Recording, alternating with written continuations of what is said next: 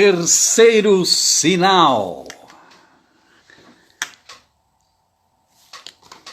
Bateu o sinal.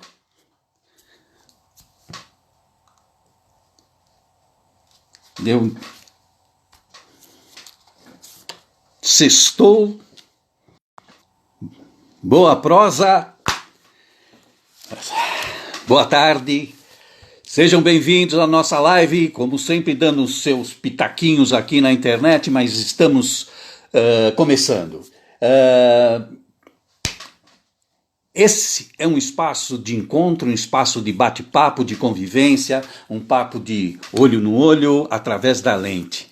Foi essa a razão de ser da criação desta live, nesses tempos duros de isolamento, desse contato de olho no olho não está acontecendo, enfim, ela surgiu com esse objetivo, com essa necessidade. Então é um papo de moçada, com moçada, para moçada. Essa então é a razão, né, dessa nossa live, desse espaço de convivência, desse espaço de conversa. Então, sejam muito bem-vindos. Né? Nós vamos falar de gente, da nossa trajetória, das nossas escolhas profissionais, enfim, vai ser um papo gostoso de aproximação, né? Falando dos nossos caminhos, das nossas, enfim, dos nossos processos. Essa é a nossa terceira live. Né? A primeira foi com Carol Sica, atravessamos o oceano. A segunda foi com Andressa Lousada, médica, uma live maravilhosa. E hoje também uma live muito especial. Então você puxa a cadeira, pega o seu cantinho no portão da escola, no banco, naquele lugar onde você batia aqueles papos gostosos que estabeleciam as suas parcerias, estreitava as suas relações. É esse o sentido dessa nossa conversa. O nosso parceiro de hoje, mas antes eu vou dar vamos fazer dar as boas-vindas aos anfitriões aqui. Temos várias pessoas, olho no olho, Bordão do Solha, o Felipe, Gisele Prete, muito prazer em encontrá-la aqui, Rafael Loureiro, um menino maravilhoso, Gabriel Ramos, Felipe, nossa, muita gente bacana aqui nesse nosso papo. Então, sejam bem-vindos, aproxeguem-se. O nosso convidado de hoje, parceiro, né, dessa live, é um ex-aluno, um amigo muito especial. É um sujeito alto astral, ele é um menino irrequieto, foi muito arteiro e também muito acolhedor. Né? Fizemos parcerias nos trabalhos nossos. Júlio, não pode participar? Por quê? Não pode participar.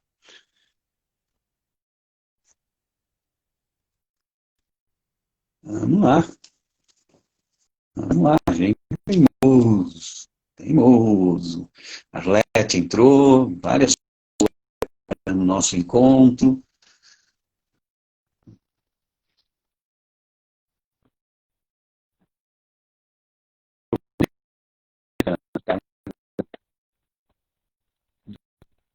Socorro.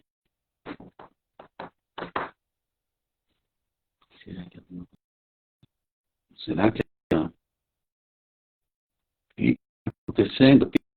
Você está no Instagram, telefone, celular? Cadê? Olha lá, está dando tchauzinho. Só que quando peço para entrar...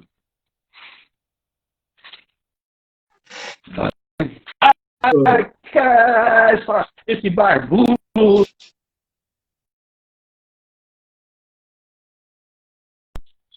Estava querendo dar um trote na gente, Julinho? Esse menino maravilhoso! Tudo bem? Tudo bem? Tá ouvindo agora? Tá tudo certo? Tá conseguindo tranquilo aí ou tá com alguma Então, tava Tá travando ouvindo, Júlio? aqui. Tava travando. Hã? Eu não sei por Não que entendi. tava travando aqui. Agora entrou. Já entrou? Agora entrou, Agora tá tá, tudo tá certo. beleza, está ouvindo bem? Tá tudo certinho, tá me ouvindo? Hã? Tá travando um pouco, mas tudo certo. Tá tudo certo? Um beijo pra Então vamos dar Mari e início pra aqui ao... Verinha, que entraram.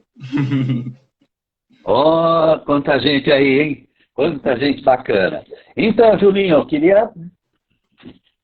Vamos começar então o nosso papo aqui.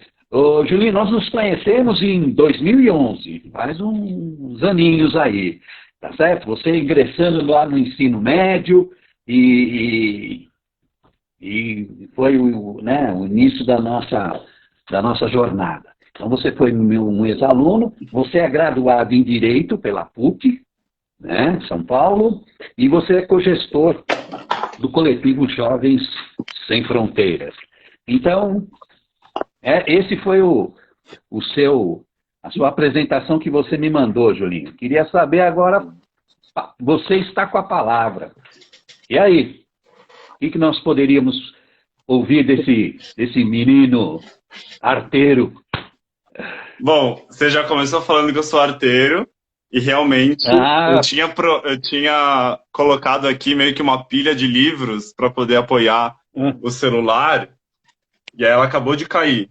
Então, a ah, gente vai improvisar aqui com a mão mesmo, e não vai ficar tão tá. retinho, mas, mas é isso, né? Improviso, na hora, às vezes lá no palco dá errado, bem, cai o cenário, o seu colega esquece a fala, ou você esquece a fala, e você tem que se virar no 30. Então, assim, Ah, eu lembro, você falou que foi em 2011 que a gente que eu primeiro conheci você e realmente fiquei encantado pela sua aula, tanto é que no ano seguinte, quando era opcional, eu escolhi estar e ainda incentivei meus amigos a ir junto comigo também. Então, certo. realmente, eu, né, assim, normalmente nas peças que a gente apresentou, eu não tinha tanta facilidade com decorar falas. Porque, principalmente, por exemplo, eu lembro que a gente fez a peça O Doente Imaginário e ela Olha, se passava numa época mais antiga, então tinha um vocabulário mais poético e, enfim, mais formal. Daí eu tinha dificuldade uhum, de decorar essa formalidade toda e acabava improvisando também e, enfim, acho que cada um dava o seu toque, né? Isso é bonito também. Ele dava liberdade para a gente criar em conjunto, que eu acho uhum. muito legal. Isso de você, claro, é o maestro, mas você também estava aberto para a gente criar em conjunto, então isso era uma coisa que eu gostava bastante. E Legal. você Então você perguntou já da minha começou. trajetória em qual sentido, assim? Então, você se formou já, você é um formado em direito, e hoje, como é que está essa sua trajetória né, profissional, a sua trajetória de Ah, vida? Como é que está rolando tudo isso, né? Como é que hoje está o Júlio? Vamos, né, você já sim. voltou lá para a época do colégio, mas antes da gente fazer toda essa leitura, toda essa conversa, e hoje? Como é que está essa... Então, a minha parte profissional, ela Uhum, começou com a minha formação no colegial em 2013, e aí tá, eu queria USP e não passei de primeira, então fiz um ano de cursinho.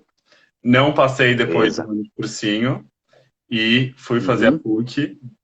Amei demais ter ido para a PUC, é, na área do direito. Acabei de me tá. formar em junho desse ano. Então, sou um recém-formado que não teve ainda a oportunidade de comemorar, né, por causa do Ah, isolamento. tá, Mas, tá. então, assim, em paralelo à universidade, no início, eu não quis Uhum, começar a estagiar num escritório de advocacia logo de cara, que nem alguns colegas meus, porque eu tive várias oportunidades que me apareceram de continuar com o trabalho que eu estava fazendo voluntário de educação para crianças e adolescentes. Então, eu iniciei a faculdade estudando direito e, em paralelo, trabalhava como educador para crianças e adolescentes, até que eu fiz um intercâmbio para a Austrália. Eu tranquei a faculdade e fiz um intercâmbio de 6 meses para a Austrália. Foi uma experiência maravilhosa na minha vida. Realmente foi um marco muito grande. E aí também foi um marco nisso de focar na minha carreira. Então, até a Austrália, Tá, eu estava estudando, mas estava fazendo outros projetos voluntários. Quando eu voltei, eu falei, vou começar a trabalhar. E entrei num escritório de advocacia na área de propriedade intelectual. Depois de um ano, eu saí porque surgiu uma outra vaga na área de direito ambiental, num outro escritório muito grande, que eu tive interesse de conhecer, porque era uma matéria pouco falada na universidade. Então, então, eu tive essas duas experiências de estágio nessas áreas, e ao mesmo tempo que o fato de eu ter prolongado um pouco mais o momento de entrar num estágio de advocacia, me fez ter menos tá. chance de provar diversas áreas, ou seja, só provei 2 áreas, mas gostei das áreas que eu provei. Ao mesmo tempo, eu também estiquei um pouco mais o momento da minha vida que eu podia fazer mais trabalhos voluntários e não tanto estar tão fechado em uma carreira profissional mais formal, por exemplo. Tá. Bom, você começa aqui levantando coisas maravilhosas e a gente vai retomar todas essas coisas maravilhosas, né? A sua experiência como educador, né? Essa sua ligação com a questão né? Do ensino com crianças, essa coisa do intercâmbio, dessa experiência, eu acho que é uma experiência maravilhosa, riquíssima, que amadurece, que amplia, né? A sua questão de formação que você colocou sobre na direção, ou melhor, direito ambiental, e essas experiências dentro da faculdade, enfim, são pontos muito interessantes para a gente falar, para a gente conversar ao longo do nosso papo aqui. Então, bacana. Então, você está fresquinho, saiu do forno, saiu da faculdade, com todas essas, né, essas antenas ligadas, e o objetivo exatamente é esse, né, dessa live, a gente fomentar uma discussão, uma reflexão com esses meninos que estão ingressando no ensino médio, que estão fazendo a sua opção profissional. A ideia é exatamente essa, né? Tá. Agora eu gostaria de a gente fazer exatamente essa trajetória de volta, a gente voltar lá para o seu início, né? Desse menino que está agora saindo né, com tantas expectativas e perspectivas. Como é que foi no ensino médio? Né? Você veio, né, não era do ensino fundamental. Por que essa escolha por aquele espaço? Enfim, como é que nós nos encontramos dentro das suas escolhas já para o ensino médio? Fala um pouquinho desse momento, Julio. O ensino médio, para mim, foi realmente um marco na minha vida, porque eu estive no mesmo colégio da primeira à oitava série. Era um colégio judaico, eu sou judeu, Uhum. e assim, eu vivia muito numa bolha das mesmas pessoas desde sempre. E Tá. aí, o fato de eu ter saído isso mudou muito a minha perspectiva de tudo, porque era a primeira vez que eu estava fazendo, por exemplo, amigos não judeus. Isso já era Uhum. uma coisa nova. E não só isso, mas Legal. como no Stockler, na época, só tinha o colegial. Ou seja, eu não estava chegando numa escola que todo mundo já se conhecia desde sempre. Todo mundo de alguma Uhum.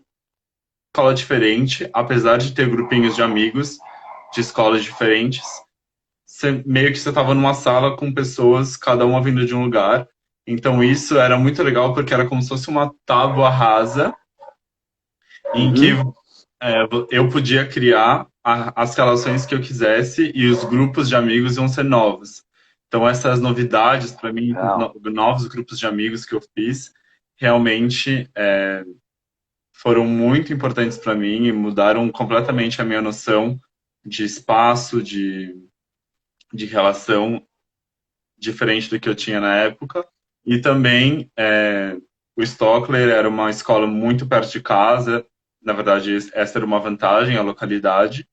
E Tá? também o foco no vestibular, né? Tudo isso Uhum. contou. Então, a questão do vestibular é uma coisa muito forte. E como é que foi bom, você já coloca, né, essa experiência da convivência, dos amigos do ensino médio.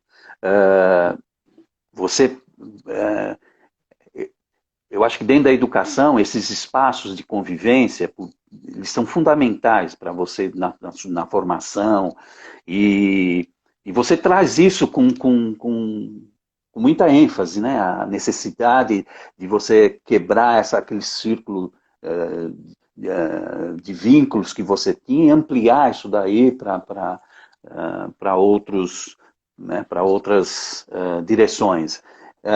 Você, como é que está essa questão desses vínculos hoje, dos seus amigos do ensino médio?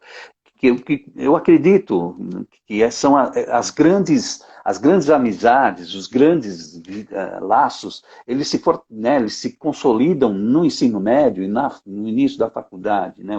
Aqueles amigos que você fica um tempo sem ver, são pessoas que batem fundo no coração, mesmo à distância, né? Como é que você está convivendo com isso? Tem você preservou isso ou como é que está essa questão? E como é que você enxerga isso? Eu enxergo assim, durante o colegial eu tive um grupo de amigos muito forte que permaneceu depois do colégio por uns anos. Uhum. É difícil permanecer depois do colégio quando você não tem mais a convivência diária, tem que marcar para se encontrar, e aí acaba que cada um está Tá. numa universidade, cada um está num trabalho, e a gente deixa um pouco de se encontrar, mas com o Uhum. WhatsApp e tal, acaba facilitando a comunicação, e durante uns anos a gente continuou se encontrando e continuou muito amigo. Mas, Tá. mas já faz alguns anos também que a gente não se encontra e a amizade acabou esfriando aos poucos. Mas o Uhum. carinho continua com certeza. Eu acho que se a gente se encontrar, a gente vai dar muita risada, lembrando das coisas que a gente passou junto e vai ter muito carinho pelo outro, mas realmente não mantive assim na minha vida íntima atualmente as amizades do colegial. Tá. É, beleza. Uma coisa, Júlio, você falou da sua experiência de teatro e tal. Quais foram os grandes momentos do ensino médio para você? Aquela questão da opção, da escolha da sua carreira. Você entrou com esse foco, né? Era uma cobrança que existia. Como é que isso foi se estabelecendo ao longo da sua trajetória do ensino médio? Primeiro ano, segundo ano, como é que até chegar, Então, não, eu vou fazer direito, como é que como é que foi esse processo? bom, eu entrei no primeiro ano sem saber qual carreira eu queria seguir, mas sabia que Tá? de uma carreira ou de outra eu teria que prestar vestibular, então por isso que eu estava lá. Mas assim, Uhum. realmente depois de estar lá e ter contato com os professores que eu tive, e com os colegas que eu tive, foi muito mais do que eu ser um robô treinado para uma prova. Eu tive Beleza. matérias que eu não pensei que eu teria, de literatura. Tinha professoras muito fortes de literatura. Eu lembro da Clenir, eu lembro da Esther. Atualidades ou jornalismo, com o Ivan Paganotti, que inclusive convidei ele para ele fazer uma live com a gente semana que vem. Que legal. E também, por exemplo, a matéria eletiva de teatro, obrigatória no primeiro ano e eletiva no segundo colegial, que eu escolhi fazer. Uhum. E também o Stalker tem todo ano aquele mergulho nas carreiras, eles trazem pessoas, né, profissionais de cada carreira para explicar como é que é. Isso também me ajudou bastante a escolher aonde eu queria Tá, estar. isso. Mas Uhum. basicamente eu via que era muito claro que eu tinha grande afinidade pelas matérias de humanas e gostava muito das aulas de filosofia, por exemplo, ou atualidades, ou literatura, ou teatro, que nem eu mencionei, e Uhum. não me interessava pelas matérias de exatas, assim, achava química e física interessante, a parte dos princípios químicos e físicos, e coisas que eram mais assim, que eu conseguia verificar na realidade, mas a parte do cálculo, eu, assim, não era para mim. Então, beleza, já eliminei o que eu não queria, né, para minha carreira. Que eu sabia que eu não era Tá. muito habilidoso, não tinha muita vontade. Ah, então vamos ver quais áreas estão disponíveis na área de humanas. E aí eu comecei a ver, claro, tem teatro, inclusive eu prestei audiovisual na Unicamp, em outras universidades que eram boas em cinema, e eu Uhum. vi que o direito era, claro, dentro das humanidades, acho que é a mais tradicional e a que mais tem mercado de trabalho, assim. Então, era Uhum. um caminho mais seguro para ter na minha vida, dentro da área grande que eu queria, né? E, na verdade, no Tá. fim, depois de passar pela faculdade de Direito, principalmente na PUC, eu vejo que eu fiz uma escolha muito certa e que eu gosto Uhum. muito da Direito, porque eu vejo que é uma ferramenta muito poderosa de transformação social. Claro, você pode transformar tanto para um obscurantismo, uma ditadura, você pode usar o direito também, pelo contrário, para assegurar a democracia, assegurar direitos humanos. Então, assim, Tá. eu tô na luta dos direitos humanos e da democracia, e eu vejo muita aplicabilidade prática, né, em muitas áreas onde eu posso escolher. Eu gosto dessa liberdade de poder escolher a matéria que eu me identifico mais. Tá. Então, né, pegando assim a sua, essa sua reflexão a respeito das suas experiências no ensino médio, é marcante, né, a importância do professor no sentido de te instigar, né, de te provocar, né, te tirar daquela zona de conforto para você conseguir enxergar, né, as possibilidades que existem tanto no campo profissional. Né? Então, você falou muito de filosofia, falou de literatura, quer dizer, são disciplinas realmente que têm né, essa questão das humanidades muito afiadas. Né? Falou de teatro e tal. Uh, você, você sempre foi um cara muito irrequieto, muito criativo, no sentido da energia, de vivacidade, né? E eu acho bárbaro você canalizar isso para essas questões profissionais, né? Porque essa questão de ser irrequieto, dessa coisa do nada, né, não estar no lugar, querer se mexer, eu acho que foram foi a química, né? Foi o processo que detonou essa sua busca pelo intercâmbio fora, essa ideia de educador né, com trabalho social, essa identificação com esses espaços. Você enxerga por aí mesmo uma forma de você canalizar essa energia, de canalizar essa sua pegada, Júlio? Como é que você vê isso? Primeiro, obrigado, assim, pela sensibilidade, né, de você lembrar de mim dessa forma. Realmente eu fico corado, né, de ouvir isso. E também a Lari, uma prima minha, mandou aqui, Júlia é demais, super divertida e Ah, tá. criativa. Minha mãe Ah, aceita, né? Ah, pessoal do bem e tal.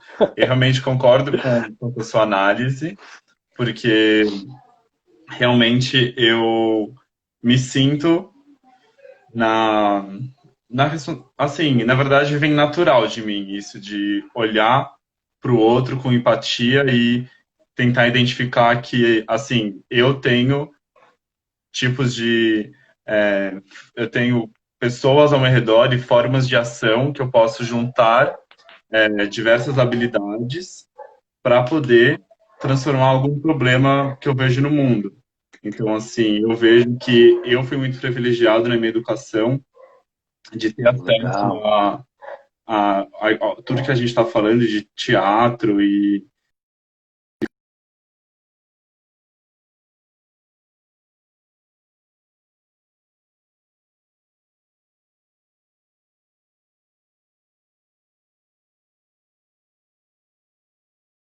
que outras pessoas também tenham, porque eu sei que isso é encantador. Realmente, eu acho que é uma coisa que me move muito a transformação social e identificar alguma certa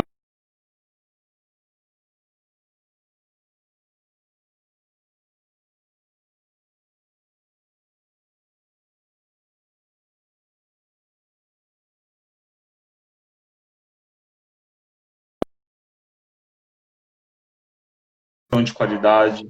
Se o Estado não faz sua parte, então a gente, como sociedade civil organizada, tem que ir atrás para suprir alguma coisa. Então a gente Uhum. ia lá e todo domingo, já faz 3 anos que todo domingo eu faço parte do Jovens Sem Fronteiras. A gente vai numa ocupação de terra no Grajaú.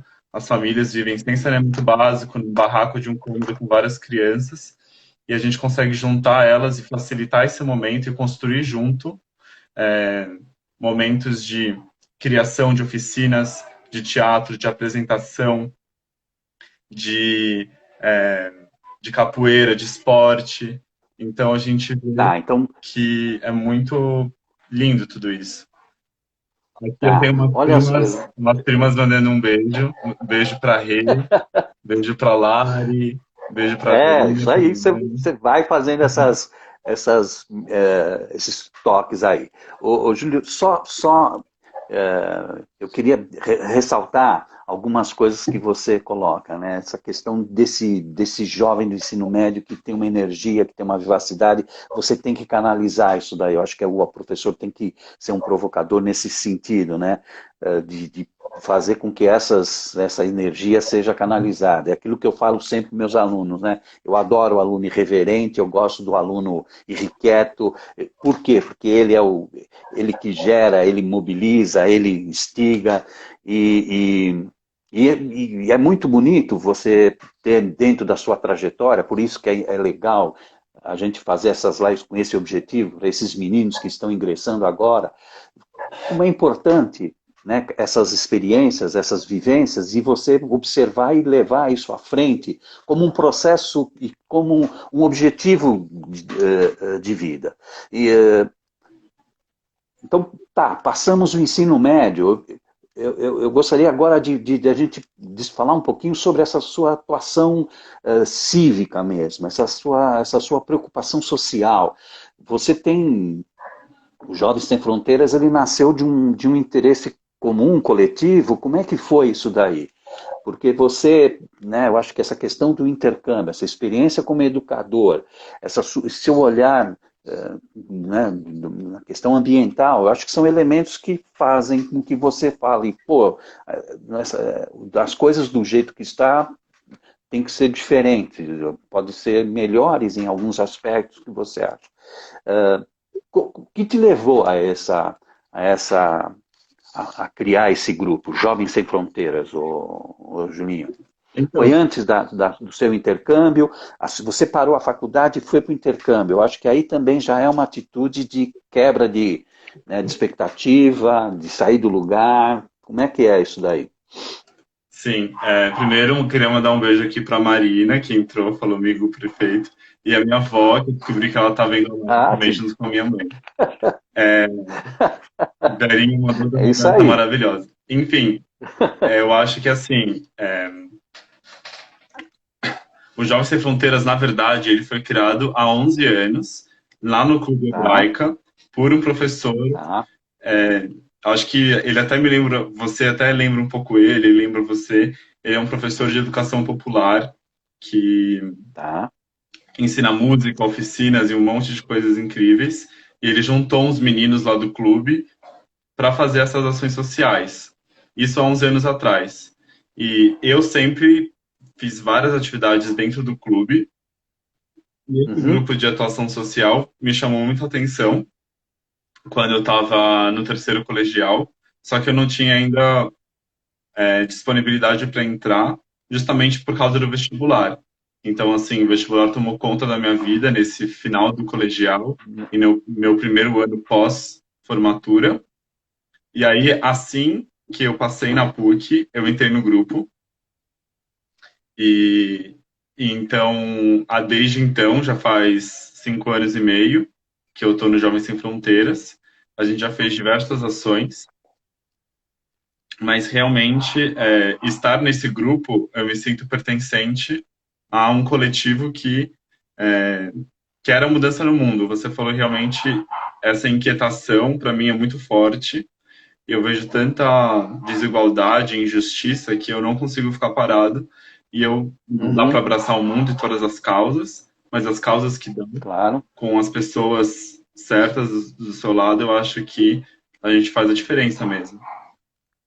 com certeza. Eu acho que a atitude, né? Eu como educador, né? Eu acho que a grande pergunta que a gente sempre faz é essa mesmo, né? Que a gente quer a partir desses processos que a gente provoca, desenvolve nessa moçada, né? Eles vão buscar o quê? Só a realização pessoal, profissional, financeiro? Não, ou algo a mais. Eu acho que esse algo a mais é que nos mobiliza mesmo. E isso é fantástico a gente perceber e você testemunhar isso né, e validar a importância desses processos na sua formação. Então isso é muito, muito legal. Acho que esse seu engajamento enche a gente de esperança na questão da educação mesmo, né? Desses jovens, dessa nova geração, dessas pessoas que estão vindo aí, que nós precisamos de cabeças assim, pensantes, inquietas, criativas, ousadas, e você traz isso. Pegando agora para a faculdade mesmo, você fez o curso de Direito. Como é que foi esse processo da sua formação? Como é que foi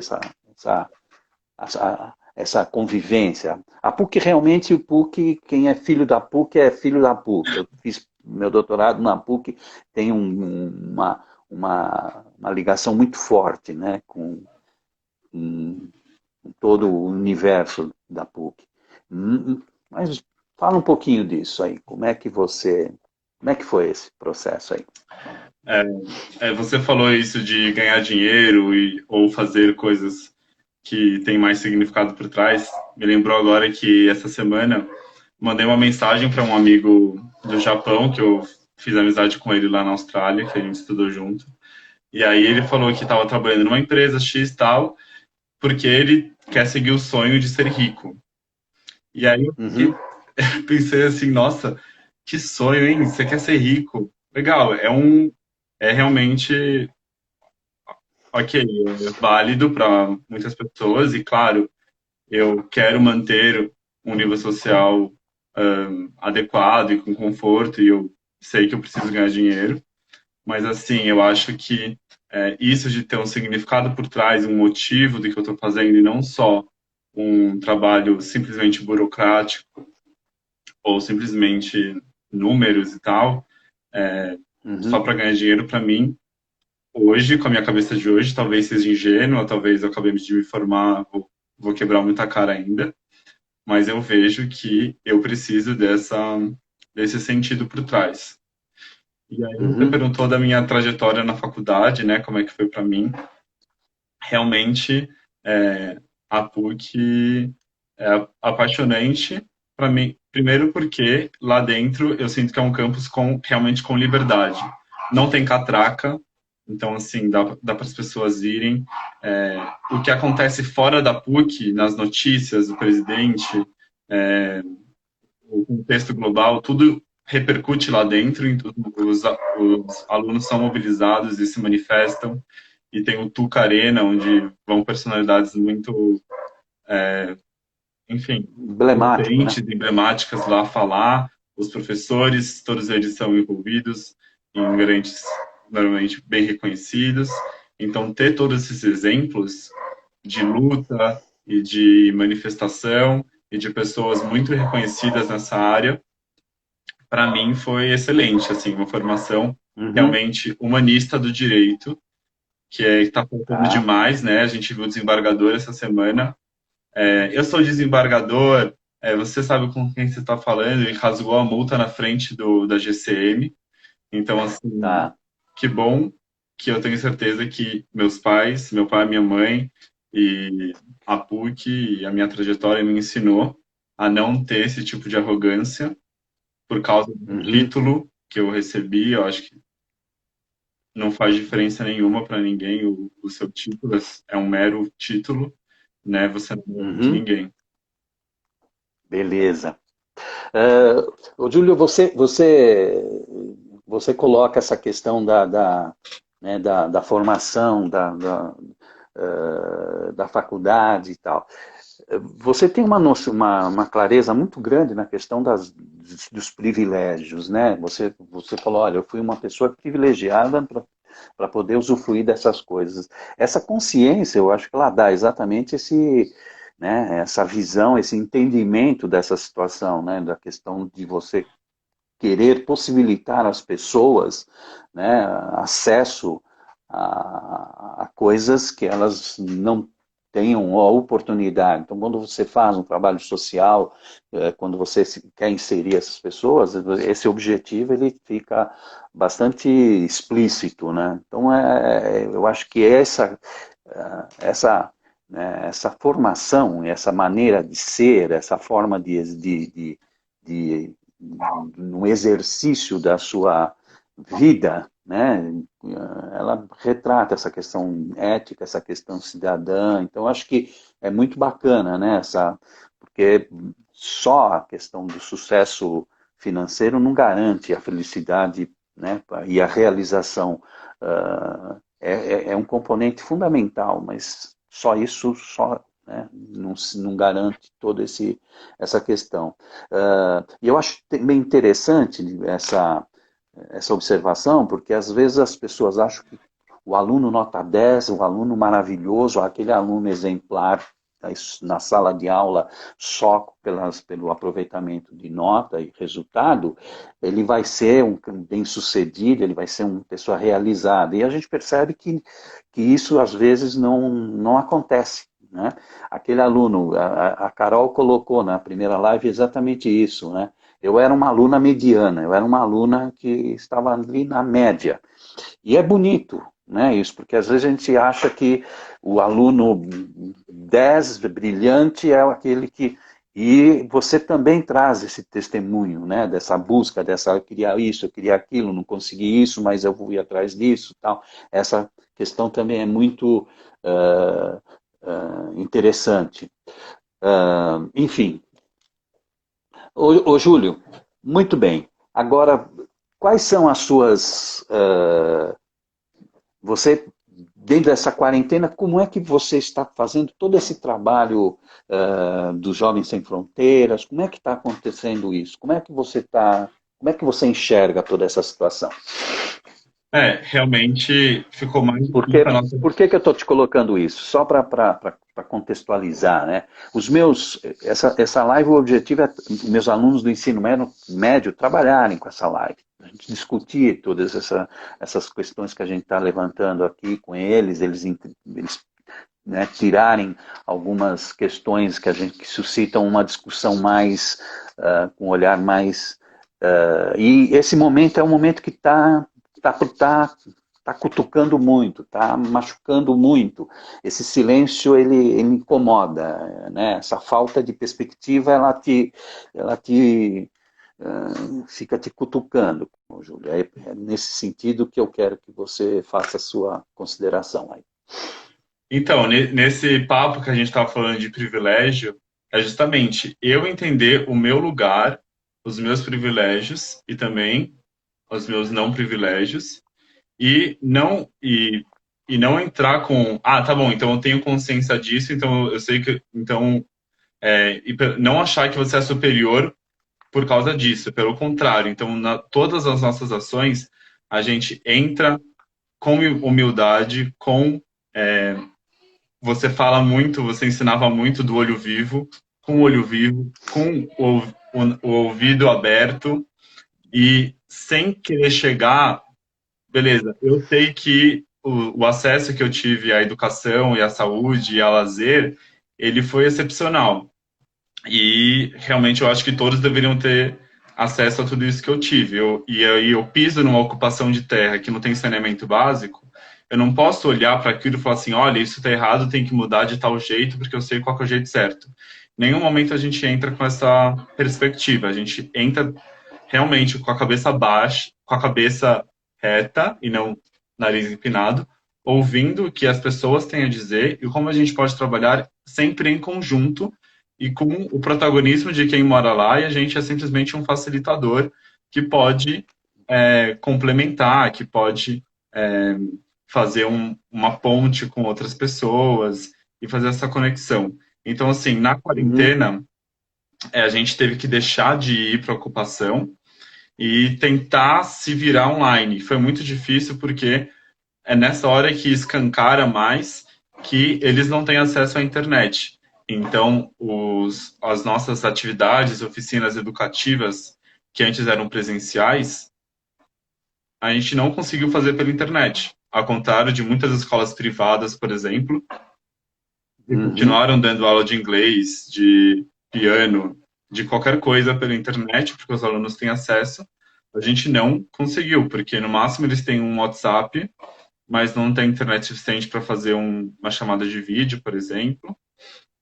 E o WhatsApp normalmente é dividido entre os membros da família, não é um para cada um, e etc. Então, assim, a gente viu que era um momento emergencial, que não dava para ter esse processo que a gente gosta de ter, de ser um processo duradouro, que você acompanhe a evolução da criança ou da comunidade no geral, e não é que você foi lá um dia, fez uma caridade, posta nas redes sociais e acha que salvou as crianças da África, as crianças pobres da periferia. Tipo, em nenhum momento a gente quer isso, a gente quer ter essa continuidade de um processo de desenvolvimento.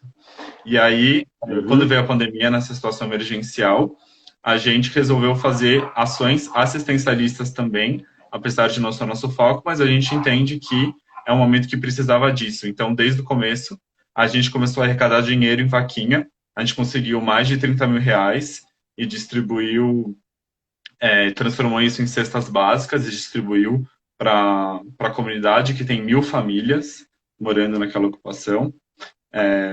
Além disso, a gente conseguiu o contato de pequenos produtores que têm um excedente de produção e de supermercados que recentemente agora, não só a cesta básica com alimentos não perecíveis, mas também, exatamente como são pequenos produtores, etc., eles têm vários alimentos orgânicos essenciais, né? Porque realmente a criança, ela comia o café da manhã e o almoço na escola.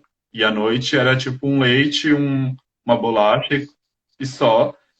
E no momento em que as famílias, muitos trabalhadores informais, não podiam mais trabalhar e a criança ficava lá em casa então assim, se antes já não tinha oportunidade de comer, agora muito menos. Então a gente atacou direto na questão da comida.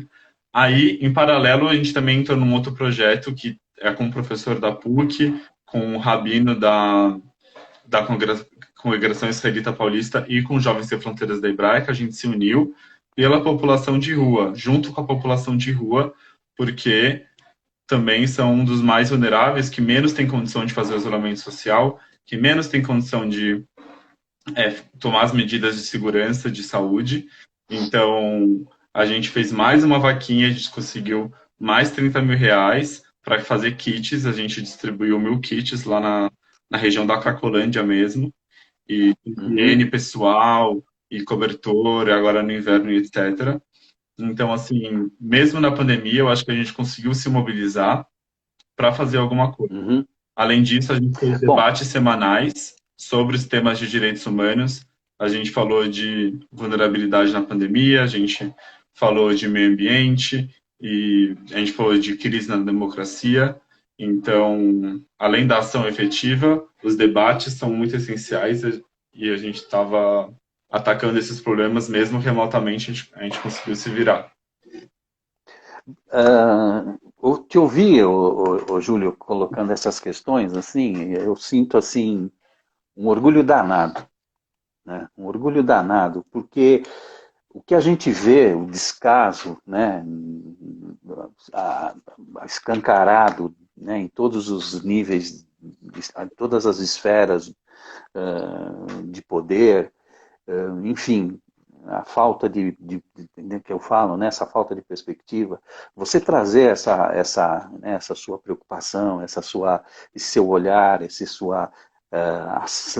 sua atitude, é muito lindo, porque você percebe como né, como você deve provocar isso na escola, esses espaços do menino irrequieto, do menino contestador, porque é esses caras que serão as pessoas que, que vão querer mudar, né, a situação estabelecida. Então me enche de prazer te ouvir desta forma, com essa lucidez, com essa jovialidade, né?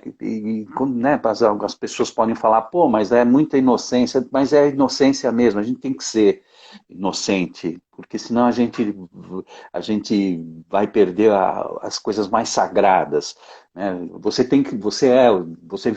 busca a utopia, nós temos que buscar as utopias, porque é isso que nos mobiliza, é isso que nos move, né? Para que essa realidade seja uma realidade mais que nos encham de esperança. Então, eu te ouvindo, me vem muito isso, né? Me vem né, essa sua preocupação, né, com essa periferia, com essa vulnerabilidade. Isso é realmente gratificante, né? A gente ouvir isso de um jovem, de um menino que está saindo do forno, né, do direito, e que vai ser as pessoas que serão eu digo para meus alunos do direito, né? Vocês serão as pessoas da caneta, aquelas que vão dar o visto, a assinatura do segue, não segue, né? Então faça que essa caneta seja abençoada, que essa caneta traga né, essa noção de possibilidade, de oportunidades, né, de dividir as coisas. Muito bacana essa sua colocação. Nós já estamos chegando no final do nosso papo. Eita, nós! Quanta coisa bonita, quanta coisa gostosa, que meus alunos vão ter que rebolar para pegar essa live aqui e falar sobre esse menino maravilhoso. Nós aqui no nosso papo, a gente não fala de conselho, porque conselho, como diz Oswaldo Montenegro, o pai dele fala que não tem que dar conselho para ninguém.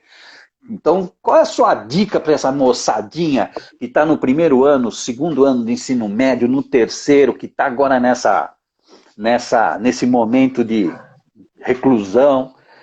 Que dica que você dá para esse menino, ô Julinho? O que você fala? Não, a minha dica é essa. Eu tenho 2 dicas que foram dadas que são maravilhosas. A Andressa Lousada, na semana passada, disse o seguinte: ventos fortes faz marinheiro bom. Eu achei essa frase dela fantástica, né? E a Carol Sica falou, olha, perguntar, descobrir, porque nas situações mais difíceis sempre vai aparecer alguém para te ajudar. Essa foi a da Carol Sica. Então nós estamos bem aqui de dica. Você, Julinho?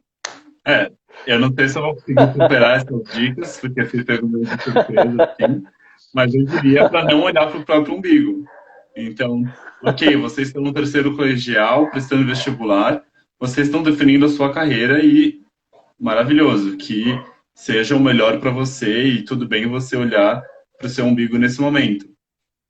Só que na sua atuação, não olhe só para o seu umbigo. Você está vendo na pandemia que se não tem a cooperação de todo mundo, fica cada vez pior. Se todo mundo não coopera para o isolamento, a pandemia fica pior. Então, assim, você está vivendo esse momento disruptivo completo e de abismos sociais cada vez maiores. Então, você está no... Você pode apertar dois botões. Você está no direito de escolha. Escolha o que vai fazer o melhor para a coletividade. Eu penso assim. Beleza. Então é não olhar para o próprio umbigo. É isso aí mesmo. É pés no chão e olhos no horizonte. Muito lindo. Ô, Julinho, eu quero um filme. Nós temos aqui uma nossa filmoteca. A gente tem já 2 filmes que foram escolhidos. Nós temos o Náufrago e temos o Efeito Borboleta. Um filme que você gostaria de colocar na nossa cinemateca. Um filme. É. Bom, acho que um filme que tem a ver assim com o nosso papo agora e que me encanta muito chama O Menino e o Mundo. É uma animação brasileira que ganhou vários prêmios. Não tem fala, mas tem música e tem cores e é uma simplicidade que realmente que na verdade é encantadora. Eu recomendo muito esse filme. Beleza. O Menino e o Mundo. O Menino e o Mundo, uma animação brasileira. E um livro, Julinho? Um livro. Bom, agora eu estou lendo um livro, chama Como as Democracias Morrem. É do Steven Levinsky, porque eu estou num grupo de estudos sobre justamente a crise na democracia aqui no Brasil. Então, assim, não é um livro, um romance, uma história de ficção nem nada, mas é um livro mais técnico sobre autoritarismo e democracia, que eu acho essencial saber de tudo isso para você poder identificar hoje o que a gente já aprendeu com os erros do passado sobre líderes autoritários e a opressão e a discriminação que não podem ser toleradas nunca. Eita, lindo. E agora uma peça de teatro. Uma peça de teatro. Você realmente pegou no meu coração. Opa! Por acaso, eu estava relembrando de uma peça de teatro que eu assisti aqui no Largo da Batata. É uma peça de rua. E ela me marcou demais. Eu assisti ela 3 vezes e levei os meus amigos para assistir também, porque eu nunca tinha visto uma peça de rua assim. Era no Largo da Batata. Você sentava do lado de uma pessoa em situação de rua que estava ali no largo, do lado de, enfim, um trabalhador de um desses prédios da Faria Lima, todo mundo junto. E, assim, era musical e era olho no olho. E eles tinham uma das músicas tinha uma frase que me marcou muito também, que é do Leminski: isso de querer ser aquilo que a gente é ainda vai nos levar além. Então, assim, essa peça me marcou muito por todo esse contexto e por essa frase também, porque eu acho que nem sempre eu fui quem eu era. E aí, do momento que eu falei, eu vou ser quem eu sou e ir pra frente, escolhi o meu caminho e sou muito mais feliz assim. Valeu. Olha, estou super feliz de ter encontrado, de ter feito, vai acabar, vai cortar a nossa live. Ópera Urbi. Eu esqueci de falar. Ópera Uber. Ópera? Ópera Urbe. Urber. Beleza. Foi demais o nosso encontro, deu esses piripaques na internet, mas faz parte. Eu queria só te deixar como lembrança a sua primeira peça aqui, ó, o cordel que você fez. E queria ler um texto que faz parte de... Você fez o Rei, né? Mas antes tinha um apresentador que começava a live, então a nossa live termina assim, com este texto que você participou. Como era cordel, em poemas, né? Então eu vou ler para você o início da sua peça. Começava desta forma: o nosso mundo é composto, tem tudo com precisão. Cada vivente forçado tem a sua obrigação. o destino traça a rota para uma profissão. Assim, num reino distante, há uns 2 séculos passados, habitavam 4 irmãos, dos parentes desprezados porque eles odiavam todos os trabalhos pesados. Chamavam-se aqueles moços José Antônio João. Severino era o mais velho, da tropa era o capitão. E para guiá-los na vida, a todos dava instrução. E aí começava a sua peça, Os 4 Sábios do Reino e a Princesa Encarcerada. Então fica isso como uma recordação. Adorei te encontrar, adorei esse papo, adorei a sua rebeldia, a sua irreverência, a sua busca, a sua atitude cidadã. Julinho, você mora... Se antes você morava no coração, agora você já está cravado no coração, viu? Eu te amo, adorei te rever. Tá bom? Professor, muito eu queria só... Eu fiquei muito encantado com o seu convite, eu não esperava. Depois de tantos anos que eu já saí do colegial, você ainda lembrar de mim, me trazer aqui, eu fiquei muito honrado. Achei muito legal aqui que a Bia Portaro falou que lembra dessa introdução, e eu lembro muito dessa introdução também. Então, foi muito legal que você relembrou isso, aqueceu o meu coração. Tudo isso, toda a nossa conversa, e realmente foi uma grande honra, parentes aqui juntos também comigo, então estou muito feliz. Obrigado pelo convite. Eu estou muito... tem 2 coisas para te falar. Eu estou gratidão e muito orgulhoso desse menino que eu estou revendo aí. Bom, eu só vou dar agora aqui as boas, fazer o ciceronear a Sarita, que participou, a Elisa. Como é que faz para voltar aqui? Não estou conseguindo.